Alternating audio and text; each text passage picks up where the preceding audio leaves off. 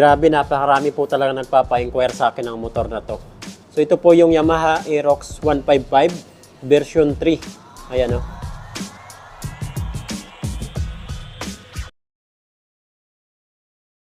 So yun, what's up mga idol, Chris Ride Motovlog nga po pala. For today's, nandito ngayon tayo sa Duwixam Incorporated, Lagao Branch, General Santos City.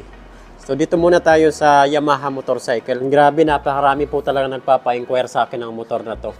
So ito po yung Yamaha Aerox 155 version 3. Ayan o. Dalawang kulay po yung available nila dito. Isang glaze blue at yung racing blue yung nandun po. So ito yung pinakamaraming nasa kalsada. Kasi napakaganda naman talaga ng kulay. Pag tinitingnan natin, tinititigan natin, white po talaga siya. Pero pag nasa labas, nasisilawan ng araw, glaze blue. May pagka-blue po talaga. So ayan. So alamin natin yung updated price, installment, at bigyan natin ng quick review. Bakit ito yung kukunin yung motor? Nahin natin pagdating sa price. So ang cash price po pala nila dito is 125,000. Ayan po mga idol. So dito yan sa Desk Marketing. Cash price ay 125,000. Yan po. Then sa minimum down payment naman po, kung sa installment, magda-down lang po kayo ng 12,000 pesos. Yan o, 12,000 pesos. Then nagpa-compute tayo ng 30,000, 50,000 at 70,000. Kung sakali pong mas malaki yung ida-down nyo, at least may idea na po kayo. Ayan o. So unahin muna natin itong minimum down payment niya na 12,000. Ayan. 12,000 down payment. Sa 6 months po nito na installment ay 21,207. Ayan po. Then sa 1 year, 12 months ay 11,623. Sa 18 months, 8,429. Sa 2 years, 24 months ay 6,832. Sa 30 months, 5,873. Then sa 3 years, 36 months ay 5,234. Rebate pa po yan ng 200 pesos. Yan, may rebate pa yan mga idol. Then sa mas malaki naman na down payment, like 30,000. Yan po. So ito na lang po yung monthly niya. Sa 12 months, 1 year ay 9,835. Sa 2 years, 24 months ay 5,794. Sa 36 months, 3 years ay 4,446. Rebate pa po yan ng 200 pesos kung maaga po tayo magbayad. Then sa 50,000 na down payment naman, so ito. Sa 1 year na lang po nito, 12 months ay 7,849. Then sa 2 years, 24 months ay 4,640. 3 years, 36 months ay 3,571. Rebate pa yan ng 200 pesos. Ito po yung sa 50,000 na down payment.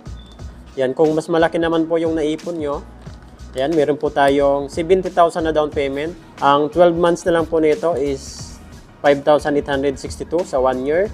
Sa 2 years naman, 24 months ay 3,487. Sa 3 years, 36 months ay 2,695. So, rebate pa naman po yan ng 200 pesos. Ayan na. So, yan po yung sample computation dito sa kanila. Siyempre, mas malaki yung down payment, mas maliit yung monthly nyo. Then, pwede pa kayong mag-down ng mas malaki dito. Yan. So, sa mga freebies, free helmet, jersey, TPL insurance, at 3 years LTO registration. Yan o. Dito po yan sa Desk Marketing. So, yan. Bakit naman Yamaha Mio Aerox 155 version 3 yung kukunin yung motor? Unang-una kasi dyan, yung pormahan niya. Talagang napaka-sporty, aggressive ng looks. Ayan o. Tapos yung kulay, agaw pansin po talaga. Yung combination ng kulay tapos decals, grabe, sobrang astig. Ayan o. Dito naman makikita natin dito yung visor niya na naka-smoke. Ayan, patulis po yan dito. Wow. Dito naman yung sticker ng Blue Core. Laki po talaga yung motor na to. Yan yung mga idol. Dito naman po yung logo ng Yamaha. Meron po sa ditong patulis na sticker. Ayan o. Blue tapos black. Dito naman yung Aerox. Sa mga ilaw naman po nito, dito po yung signal light niya sa bandang taas. Side by side. Lahat po ito naka-LED na. So hindi na siya gumamit pa ng halogen bulb. Yan po. Dito naman po yung daytime running lights. Yung kilay-kilay niya. Ayan. Then yung pinaka-headlight. Ganda. Naka-LED projector lamp na po ito mga idol. Ayan, nakaliwanag yan sa gabi. Tapos ito pag nakasalubong nyo sa kalsada, yung ilaw niya parang nagbu-blue-blue. Grabe, sobrang liwanag nito sa gabi. Grabe, napakaangas talaga. Ayan. Mio Aerox 155 version 3. Ang suspension naman, gumagamit pa rin po ito ng telescopic. Then, mas malaki na siya compare sa dati. Ayan. Then, front fender. Lupit ng front fender niya. Ayan o. Parang ano pa rin. Batman yung design niya. Ganda. Ganda ng pagkaka-design. Then, makapal na plastic. Then, dito naman, mayroon po siyang design dito. Na pag ganun. So, dito naman po tayo sa braking system niya dito sa harapan. Gumagamit pa rin po ito ng hydraulic disc brake, single pot piston caliper. Then, ito naman po yung gulong niya. Grabe, sobrang lapad. Sa mags naman po nito, naka-glossy black po ito. Then, size naman po ng gulong niya dito sa harapan ay 110 by 80, 14 inches yung size ng mags niya. Naka-street tire, hindi naka-tubeless. Yan, ganda nito pang banking sa mga kurbada na kalsada. So yan, pagdating po pala sa makina nito, naka 155cc, naka BBA, naka 4 valve, 4 stroke, single overhead cam, at ang cooling system po nito ay liquid cooled. So ito naman po yung airbox niya, dito naman yung CVT. Ito yung airbox niya, medyo magalaw talaga to. Kahit sa Yamaha NMAX. So ito naman po yung tail light tsaka brake light niya. Kung mapapansin nyo, grabe, napakatulis ng tabas niya dito. Then wala po talaga itong grab bar. Dito po yung hawakan niya, dito sa side. Yan, may palalim po siya dito. Tail light tsaka brake light, naka-LED na po ito. Yan, naka-LED na po yan lahat. Signal light, ito naman yung signal light niya. Maganda kasi maliit lang siya. Hindi katulad sa iba na sobrang taas at sobrang laki. So ito, ayan hindi yan basta-basta masasagi. Ayan yung ang kagandahan sa signal light ni Mio Aerox.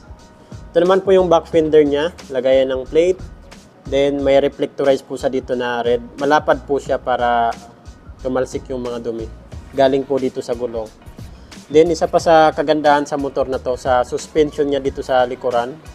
Yan naka-dual suspension pa rin po ito para balance na balance talaga. Kahit kargahan pa natin ng mabibigat. Muffler naman po nito. Ito naman po yung tambutso niya. Meron po sa dito heat guard na makapal na plastic, kulay itim, matte black. Ayan Then yung design ng kanyang tambutso, ganun pa rin sa dati. Ayan malaki po siya. Cooling system naman po nito. Ayan ito yung radiator niya. Ito yung nagpapalamig ng kanyang makina. Nilalagyan po yan ng coolant. Sa braking system naman po nito sa likuran, ito yung gustong-gusto ko dito. Naka-hydraulic disc brake, single pot piston caliper. Ayan Dati po kasi drum brake po ito. Ngayon naka-disc brake na po siya. Ayan Harap tapos likod. Then pagdating naman po sa size ng gulong niya dito sa likuran, ang size naman po nito is 140 by 70, 14 inches yung laki ng kanyang mags. Ayan naka pa rin, glossy black. Madali lang yan linisan kasi glossy black. So dito naman po tayo sa handlebar niya. Ayan So dito po sa left side, mapapansin niyo po dito itong niya, brake niya sa likod. Then ito naman po yung high beam, low beam na switch, turn signal light, horn, din dito yung menu ng ating panel gauge. Sa right side naman, napakaganda kasi may hazard switch, electric start. So ito naman po yung panel gauge niya. Grabe, napakaganda kasi harap na harap talaga sa iyo mga idol. Ignition niya, nakadisusi pa rin po ito. Ayan So ito po yung standard ng Mio Aerox. Nakadisusi po yan. Then dito naman po tayo nag-open ng ating fuel and then sa upuan.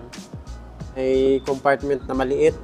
Then naka USB type charging port na siya. Pwede na po kayo dito mag-charge ng cellphone.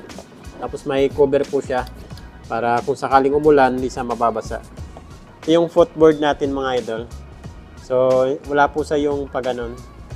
So, straight lang dito yung paa nyo. Yan, tingnan nyo naman yung side profile niya. Grabe. Kaya pala napakaraming bumibili ng motor na to. Napakastig po kasi. Ayan Yun, yung tabas niya dito. Tapos yung design niya dito mga idol. Ayan Ganda. So yun mga idol, kuha na po kayo ng motor na to. Yamaha Mio Aerox version 3 standard. Ayan Lupit Yun, kung may mga ipapa-inquire pa po kayo sa akin na motor, Comment nyo na lang po sa comment section ng ating video. Meron po tayo ditong Honda, Yamaha, Suzuki at Kawasaki. Ayun, Chris Ride Motovlog. Ride safe po tayo palagi. God bless you all.